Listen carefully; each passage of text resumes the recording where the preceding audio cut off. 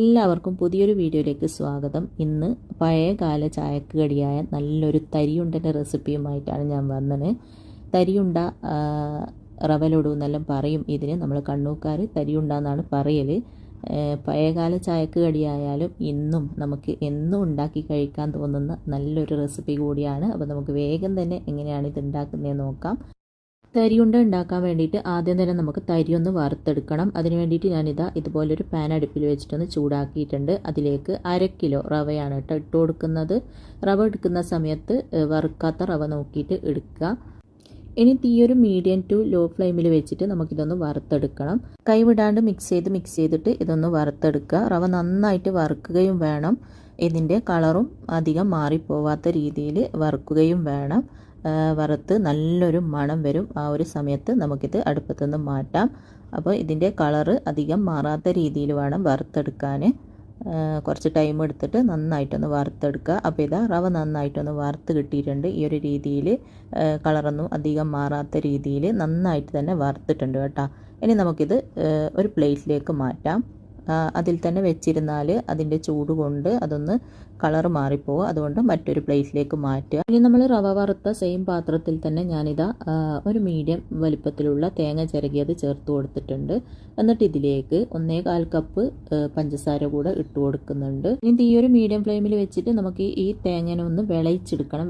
വിളയിച്ചെടുക്കൽ എന്ന് പറയുമ്പോൾ പഞ്ചസാരയൊക്കെ ഒന്ന് മെൽറ്റായി തേങ്ങയിലുള്ള വെള്ളമൊക്കെ ഒന്ന് ഇറങ്ങി വന്ന് നന്നായിട്ട് തിളച്ച് ചെറുതായിട്ടൊന്ന് തേങ്ങേൻ്റെ കളറൊക്കെ ഒന്ന് മാറി ചെറുതായിട്ടൊന്ന് കുറുകുന്ന ആ ഒരു പരുവത്തിലാവും. അതാണ് വിളയിച്ചതെന്ന് പറയുന്നത്. അപ്പോൾ ഇതാ തേങ്ങയിലുള്ള വെള്ളമൊക്കെ ഒന്ന് ഇറങ്ങി വന്ന് പഞ്ചസാരയൊക്കെ നന്നായിട്ട് മെൽറ്റായി ഈ ഒരു രീതിയിൽ ആയിട്ടുണ്ട്. ഇതുപോലെ നന്നായിട്ടൊന്നിങ്ങനെ തിളച്ചിങ്ങനെ വറ്റുന്ന ആ ഒരു പരുവത്തിലാവും. അന്നേരം നമുക്കിതിലേക്ക് റവ ഇട്ട് കൊടുക്കാം. റവ ഇട്ട് കൊടുക്കുന്നതിന് മുമ്പായിട്ട് ഒരു 1/2 ടീസ്പൂണോളം ഏലക്കപ്പൊടി ഞാൻ ഇതിലേക്ക് ഇട്ട് കൊടുക്കുന്നുണ്ട്. അത് നിങ്ങളുടെ ഫ്ലേവറിനനുസരിച്ചിട്ട് ഇട്ട് കൊടുക്കുക. എന്നിട്ട് നന്നായിട്ടൊന്ന് മിക്സ് ആക്കിയതിന് ശേഷം ഇതാ ഈ ഒരു രീതിയിൽ ആകുന്ന സമയത്ത് നമുക്കിതിലേക്ക് നമ്മൾ വറുത്ത് മാറ്റി വെച്ച റവ ഉണ്ടല്ലോ അത് മുഴുവനായിട്ട് ഇതിലേക്ക് ഇട്ട് കൊടുക്കുക. അപ്പോൾ ഇതാ ഈ ഒരു രീതിയിൽ ഇങ്ങനെ ഒന്ന് ഇട്ട് കൊടുക്കുക. അതിനുശേഷം പെട്ടെന്ന് തന്നെ നന്നായിട്ട് മിക്സ് ആക്കി കൊടുക്കുക. പെട്ടെന്ന് തന്നെ നല്ലതുപോലെ മിക്സ് ചെയ്യണം കേട്ടോ. ആ തേങ്ങൻ്റെ ആ ഒരു മിക്സും ഈ റവയും എല്ലാം കൂടി നന്നായിട്ട് മിക്സ് ചെയ്ത് കൊടുക്കുക. എല്ലാം കൂടെ ഒന്ന് മിക്സ് ആയതിന് ശേഷം ഉടനെ തന്നെ നമുക്ക് അടുപ്പ് ഓഫ് ചെയ്യാം. അങ്ങനെ തരിയുണ്ട ഉണ്ടാക്കാനുള്ള മിക്സ് ഇവിടെ റെഡി ആയിട്ടുണ്ട്. ഇനി അടുപ്പ് ഓഫ് ആക്കിയതിന് ശേഷം നമുക്കിതിലേക്ക് 1 ടേബിൾ സ്പൂണോളം ഗീ ചേർത്ത് കൊടുക്കുന്നുണ്ട്. ഈ ഒരു ഗീ ചേർത്ത് കഴിഞ്ഞാൽ നല്ലൊരു മണവും നല്ലൊരു രുചിയൊക്കെയാണ്. അതുകൊണ്ട് ഇത് ഒഴിവാക്കാണ്ട് ചേർത്ത് കൊടുക്കുക.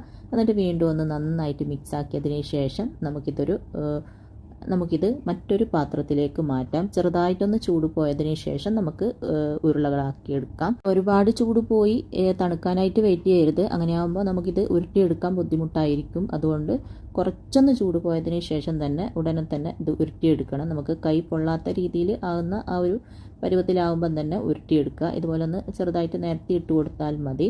അങ്ങനെ ഇത് ചെറുതായിട്ടൊന്ന് ചൂട് പോയിട്ടുണ്ട്. ഇനി നമുക്കിതിൽ നിന്ന് കുറച്ചായിട്ട് ഇതുപോലെ കയ്യിൽ എടുത്തിട്ട് നമുക്കിതൊന്ന് ഉരുട്ടിയെടുക്കാം. അഥവാ നിങ്ങളുടെ മിക്സ് ചെറുതായിട്ടൊന്ന് ഹാർഡായി പോയിട്ടുണ്ടെങ്കിൽ പേടിക്കേണ്ട ആവശ്യമൊന്നുമില്ല. നന്നായിട്ട് തിളച്ച വെള്ളം ചൂടുവെള്ളം ഉണ്ടാവുമല്ലോ അതൊന്ന് തെളിച്ച് കൊടുക്കുക. എന്നിട്ട് നന്നായിട്ടൊന്ന് മിക്സ് ആക്കിയതിന് ശേഷം ഉരുട്ടിയെടുത്താലും മതി. അങ്ങനെ ചെയ്താൽ ചിലപ്പം പെട്ടെന്ന് കേടാവും. ഒരു 3 ദിവസമൊക്കെ നിൽക്കൂ. ഈ ഒരു രീതിയിലാണെങ്കിൽ ഒരാഴ്ച വരെ നല്ല സുഖമായിട്ട് നമുക്ക് വൈകുന്നേരത്തെ ചായക്കൊപ്പം എടുത്ത് കഴിക്കാം. അങ്ങനെ ഞാനിതാ ഇതുപോലെ ഉരുളകളാക്കി എടുത്തിട്ടുണ്ട്. അങ്ങനെ ബാക്കിയുള്ള എല്ലാ മിക്സും ഞാൻ ഇതുപോലെ ഉരുട്ടിയെടുക്കലാണ്. ഈ ഒരു മിക്സ് ഉണ്ടല്ലോ ഇതേ അളവിന് എടുത്തു കഴിഞ്ഞാൽ നിങ്ങൾക്ക് അടിപൊളി തരിയുണ്ട ഉണ്ടാക്കിയെടുക്കാനായിട്ട് പറ്റും. അതുപോലെ മധുരമൊക്കെ കറക്റ്റാണ്. ഈ ഒരു രീതിയിൽ തന്നെ ഉണ്ടാക്കിയെടുക്കുക. അപ്പോൾ ഇതാ ഇതുപോലെ എല്ലാം ഞാൻ ഉരുട്ടിയെടുത്തിട്ടുണ്ട്. ഇനി നമുക്ക് ഇതിൻ്റെ മുകളിൽ വേണമെങ്കിൽ അണ്ടിപ്പരിപ്പും മുന്തിരിയും വെച്ച് കൊടുക്കാം. നിർബന്ധമൊന്നുമില്ല, വേണമെങ്കിൽ മാത്രം വെച്ച് കൊടുത്താൽ മതി. ഞാനൊരു 2-3 എണ്ണത്തിൻ്റെ മുകളിൽ വെച്ച് കൊടുക്കുന്നുണ്ട്. വറുത്ത അണ്ടിപ്പരിപ്പും മുന്തിരി വേണമെങ്കിൽ അങ്ങനെ വെച്ച് കൊടുക്കാം. വറുക്കാത്തത് വേണമെങ്കിൽ അങ്ങനെ വെച്ച് കൊടുക്കാം. ഞാൻ വറുക്കാത്തതാണ് വെച്ച് കൊടുക്കുന്നത്. അപ്പോൾ ഇതാ ഈ ഒരു രീതിയിൽ അണ്ടിപ്പരിപ്പും മുന്തിരി ഒന്ന് വെച്ച് കൊടുത്തിട്ടുണ്ട്. ഇനി ഒന്നും കൂടെ ചെറുതായിട്ടൊന്ന് ഉരുട്ടിയതിന് ശേഷം നമുക്കിത് സെർവിങ് പ്ലേറ്റിലേക്ക് മാറ്റാം. അപ്പോൾ എല്ലാവരും ഈ ഒരു തരിയുണ്ട ഉണ്ടാക്കി നോക്കുക. തരിയുണ്ട റവ ലഡു അടിപൊളി ടേസ്റ്റാണ്. നമുക്ക് എത്ര പഴയതായാലും ഇത് എന്നും ഉണ്ടാക്കി കഴിക്കാൻ തോന്നുന്ന നല്ലൊരു റെസിപ്പിയാണ്. വൈകുന്നേരത്തെ ചായക്കൊപ്പം ഇത് ഒരെണ്ണം മതി. നമുക്ക് നല്ല രുചിയോടെ ചായ കുടിക്കാൻ. അപ്പോൾ എല്ലാവരും ഉണ്ടാക്കി നോക്കുക. എന്നിട്ട് ഇഷ്ടമായ അഭിപ്രായം പറയാനും ലൈക്ക് ചെയ്യാനും ഷെയർ ചെയ്യാനൊന്നും മറക്കരുത്. അപ്പോൾ ഇൻഷാ അല്ലാഹ് അടുത്ത പുതിയ നല്ല റെസിപ്പിയുമായിട്ട് നമുക്ക് വീണ്ടും കാണാം.